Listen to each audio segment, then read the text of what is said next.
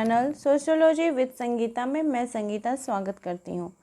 आज का जो हमारा सोशियोलॉजी का टॉपिक है यह आपका NTA UGC नेट सोशियोलॉजी के एग्ज़ाम के लिए बहुत ही ज़्यादा इम्पॉर्टेंट हो जाता है, क्योंकि प्रीवियस ईयर के आप क्वेश्चंस को ले लें उसमें भी आपको इस आज का जो टॉपिक है उससे रिलेटेड क्वेश्चन पूछे जाते रहे हैं। आज का हमारा टॉपिक है विकास का समाजशास्त्र यानी डेवलपमेंट ऑफ सोशियोलॉजी। और इन फ्यूचर में भी ये हमें आशा लगती है कि इस टॉपिक से रिलेटेड क्वेश्चंस ज़रूर आएंगे।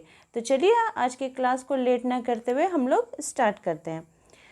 विकास का समाजशास्त्र यानी सोशियोलॉजी ऑफ डेवलपमेंट में मुख्यतः हम लोगों को 4 प्रकार के थ्योरीज जो हैं वो पढ़ने को मिलेंगे। अगर हम विकास के समाजशास्त्र के संदर्भ में देखें तो ये टॉपिक जो है ये बहुत ही ज़्यादा लंबा हो जाएगा, तो इसलिए हम उतने डिटेल्स में ना जाकर इसके जो मेन थ्योरी है उसकी तरफ हम लोग बढ़ते हैं। तो विकास के समाजशास्त्र के अंतर्गत हमें जो 4 प्रकार की थ्योरी पढ़ने होते हैं उसमें से सबसे पहला है निर्भरता का सिद्धांत, जिसे डिपेंडेंसी थ्योरी भी बोला जाता है। सेकंड है विश्व व्यवस्था का सिद्धांत, थर्ड है चक्रीय सिद्धांत तथा फोर्थ है असमान विकास का सिद्धांत। तो आज का जो हमारा विकास का समाजशास्त्र में पहला थ्योरी है वो है निर्भरता का सिद्धांत, जिसे कि क्या बोला जाता है, डिपेंडेंसी थ्योरी। इस थ्योरी को सर्वप्रथम किनके द्वारा दिया गया है, तो रॉल प्रीविस के द्वारा। और ये जो थ्योरी है विकास का समाजशास्त्र में, इसकी जो स्थापना की गई वो 1949 में की गई। इसमें बोला गया कि जो एक देश है वो दूसरे देश के ऊपर शोषण करते हैं, यानी एक विकसित देश दूसरे देश का शोषण करते हैं। ये रॉल प्रीविच के द्वारा ये मत दी गई थी। लेकिन 1949 में जब उन्होंने अपनी थ्योरी को दी, यानी डिपेंडेंसी थ्योरी को जब उन्होंने दिया, निर्भरता का सिद्धांत को, तो ये उतना पॉपुलर नहीं हो पाया, क्योंकि उन्होंने उसके बाद इसे डिटेल्स में लेकर और कुछ बताया नहीं। तो फिर नेक्स्ट जो हमारे सोशियोलॉजिस्ट थे वे थे पॉल ए बरान, जिन्हें PA बरान भी बोला जाता है। उनकी जो पुस्तक थी the political economy of growth, इसकी रचना उन्होंने 1957 में की तथा अपनी इस रचना में उन्होंने अपनी थ्योरी को, डिपेंडेंसी थ्योरी को, यानी निर्भरता का जो सिद्धांत था उसे बहुत ही ज़्यादा विस्तार किया तथा अपने थ्योरी में उन्होंने बताया कि एक जो विकसित देश है वो दूसरे देश के ऊपर शासन क्यों करता है। उन्होंने ये अपने थ्योरी में उन्होंने बताया और ये थ्योरी उनकी बहुत ही ज़्यादा फेमस भी हुई। तो उसके बाद एक और सोशियोलॉजिस्ट आते हैं जिनका नाम था A.G. फ्रैंक, जो कि एक महान सोशियोलॉजिस्ट थे। उन्होंने 1960-70 के दौरान उन्होंने अपनी एक थ्योरी प्रस्तुत की। उनकी सिद्धांत का नाम था केंद्र छोड़ का सिद्धांत। इसमें उन्होंने बताया कि किसी देश के विकसित न हो पाने का पीछे का कारण क्या है। तो जो एक अल्प विकसित देश है, अल्प विकसित देश की परिभाषा देते हुए उन्होंने बताया जो देश पिछड़ जाते हैं, तो पिछड़ जाने का उनका कारण क्या है, किस कारण से जो है वो पिछड़ जाते हैं। तो इसके लिए उन्होंने मुख्यतः 3 प्रकार के कारणों का वर्णन किया। वे 3 प्रकार के कारण थे कि जो उक्त देश है, जो देश पिछड़ चुका है, उसका इतिहास क्या है। यानी कि जैसे कि आप भारत को ले लीजिए, तो भारत में समय समय में बहुत सारे राजा महाराजा जो थे वो आकर शासन करते रहे थे, जिसके फलस्वरूप उसकी जो एक आधारभूत अर्थव्यवस्था थी, आर्थिक व्यवस्था थी, उसकी सामाजिक व्यवस्था थी, उसमें परिवर्तन हो रहा था। दूसरे देश के ऊपर शासन करने के कारण क्या हो रहा है, जो वो शोषित हो रहे थे तो उनकी सामाजिक स्थिति भी उस प्रकार से सुदृढ़ नहीं हो पा रही थी, जिसके कारण वो पिछड़ रहे थे। फिर नेक्स्ट पॉइंट उन्होंने बताया कि विकसित देशों से संबंध, जैसे कि इंग्लैंड जो था एक विकसित देश था, उसने भारत के ऊपर शासन किया। तो विकसित देश जो शासन कर रहा था तो उसका भारत के साथ संबंध किस प्रकार का था, क्योंकि जो इंग्लैंड था वो तो एक साम्राज्यवादी विचारधारा लेकर हमारे भारत के ऊपर शासन करने के लिए आया था। सबसे पहले वो कोशिश किया था कि यहाँ पे वो पूंजी बनाएगा, वहाँ पे वो व्यापार करेगा। धीरे धीरे उसने इसे साम्राज्यवादी व्यवस्था में बदल दिया, जिसके कारण क्या हो गए कि इंग्लैंड के जो भारत के लोग थे उनके गुलाम बन के रह गए। तो उसके साथ संबंध किस प्रकार का था, वैसा अच्छा नहीं था। और थर्ड उन्होंने बताया निर्भरता का सिद्धांत।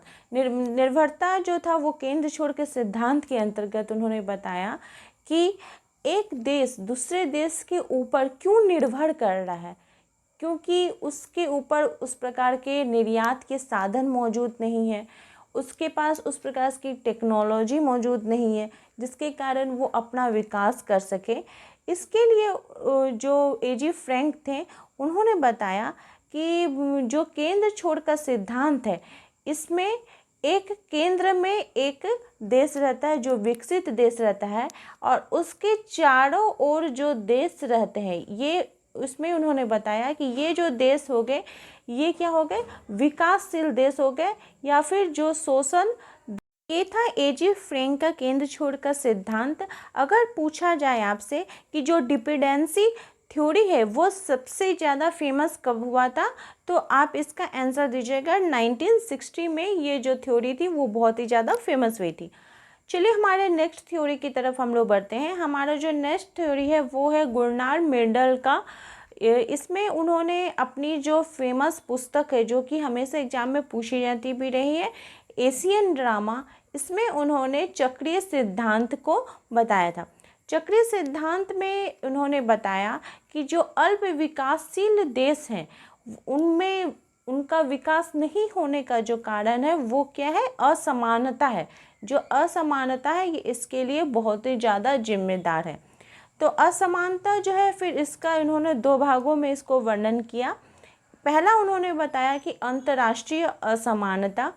अंतर्राष्ट्रीय असमानता में वैसे देश आते हैं जैसे कि जिनका कि बहुत ही ज़्यादा टेक्नोलॉजी के रूप में बहुत ही ज़्यादा विस्तार हो, उनके पास जो श्रम शक्ति है वो बहुत ही ज़्यादा अधिक है, उनके पास संसाधन उस प्रकार से बहुत अधिक है, उनके पास आयात निर्यात के साधन बहुत ज़्यादा है, जिसके कारण उनका क्या हो रहा है, विकास हो रहा है, वे विकसित देश करा रहे हैं। इसके लिए उन्होंने अमेरिका को उदाहरण लिया और उसमें उन्होंने बताया कि जैसे देख लीजिए कि अमेरिका के पास क्या है कि उनके पास टेक्नोलॉजी बहुत ज़्यादा है, श्रम शक्ति है, संसाधन है, तो वे अपने वस्तुओं को क्या कर रही है, निर्यात कर रहे हैं।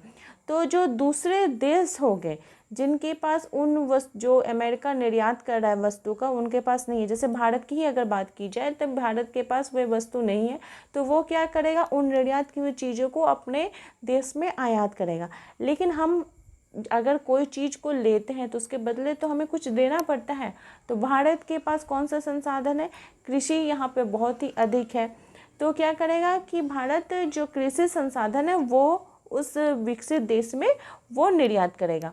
लेकिन क्या होगा कि उसके पास उपभोग करने वाले लोग बहुत ज़्यादा हैं और निर्यात की गई वस्तुओं का वो उस प्रकार से मतलब वो अपने आप में एडजस्ट नहीं हो पा रहा है, उसको और भी वस्तुओं की ज़रूरत है अमेरिका से, तो वो क्या करेगा, और ज़्यादा कृषि की वस्तुओं को अमेरिका में भेजेगा, जिसके कारण क्या हो जाएगा, एक प्रसरण प्रभाव जो है वो देखने को मिलेगा। क्योंकि जो विकासशील देश है वो अपनी वस्तुओं को और ज़्यादा से ज़्यादा निर्यात करने के कारण उसके अंदर जो खपत क्षमता है वो दिन के दिन क्या हो जाएगी, कम हो जाएगी। जो सेकंड था गुरनाल मेंडल जी का असमानता के बारे में जो बताया वो था क्षेत्रीय असमानता। क्षेत्रीय असमानता के अंतर्गत उन्होंने बताया कि जो विकासशील देश है जिनका कि वो अल्प विकसित देश है, उनके ऐसे ऐसे जगह है जहाँ पे जो संसाधन है, जहाँ की जलवायु है उस प्रकार के नहीं है। जैसे आप भारत की ही बात कर लीजिए तो आप राजस्थान में जाइएगा तो वहाँ पे आपको वर्षा कम देखने को मिलेगी, तो वहाँ पे कृषि नहीं होती है, तो वहाँ पे क्या होगा, विकास संभव नहीं हो पा रहा है। तो इस प्रकार के कारण उन्होंने क्षेत्रीय असमानता को भी बताया कि ये क्षेत्रीय असमानता भी जो है चक्रीय सिद्धांत के रूप में कार्य करती है, जो कि एक देश को विकसित होने से रोकती है। थर्ड जो सिद्धांत है असमान विकास का सिद्धांत, इस सिद्धांत के प्रतिपादक थे समीर अमीन। इन्होंने इस सिद्धांत का प्रतिपादन किया था। उनके अनुसार पूंजीवादी पहले क्या थे, वाणिज्यिक थे, बाद में साम्राज्यवादी हो गए, जिसके परिणाम स्वरूप दो तरीके के देश बन गए। पूंजीवाद, इसके लिए उन्होंने इंग्लैंड का उदाहरण लिया कि इंग्लैंड जो था वो भारत में, वो एक पूंजीवादी देश था, उसने भारत में आकर ईस्ट इंडिया कंपनी की स्थापना की तथा अपने पूंजीवाद को बढ़ावा दिया। लेकिन पूंजीवाद के बढ़ावा देने के फलस्वरूप उसके क्या हो गया, वो धीरे धीरे यहाँ के भारत के लोगों के ऊपर शासन करने लगा और अपने जो उसकी पूंजीवादी व्यवस्था थी उसे साम्राज्यवादी व्यवस्था में इसको बदल दिया। तो जिसके परिणाम स्वरूप क्या होगा, दो तरह के देश बन गए। दो तरह के देश कौन कौन से बन गए, कि जो आत्म केंद्रित व्यवस्था वाले देश, यानी खुद में जो सक्षम देश थे, जिनके पास अपने साधन थे, यातायात का साधन था, संसाधन उसके पास बहुत ज़्यादा थे, उनके पास टेक्नोलॉजी अच्छी थी, जो वो अपने चीज़ों को अपने देश के अंदर ही उपभोग कर सकते थे, उसका व्यापार कर सकते थे, उन्हें दूसरे के ऊपर डिपेंड नहीं होना पड़ता था। तो ये हो गया एक असमान विकास का सिद्धांत।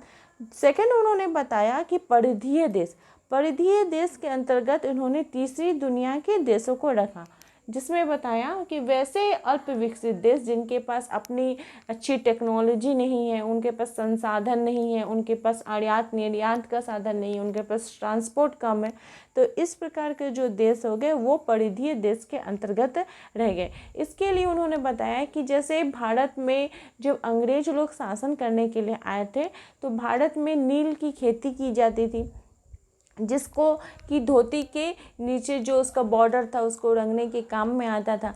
लेकिन वो जो यहाँ के लोग थे उसे उस प्रकार का व्यापार नहीं कर पा रहे थे, जबकि इंग्लैंड के जो लोग थे वो नील का रंग उन्हें बहुत ही ज़्यादा पसंद था। वो चाहते थे कि इसका व्यापार बहुत ज़्यादा हो, तो इसके लिए क्या, वह धीरे धीरे वो भारत के लोगों के ऊपर शासन करने लगे, उसे शोषित करने लगे, उन्हें बाध्य करने लगे कि व्यापार करने के लिए, जिसके कारण बहुत सारे बंधुआ मजदूर भी बन गए।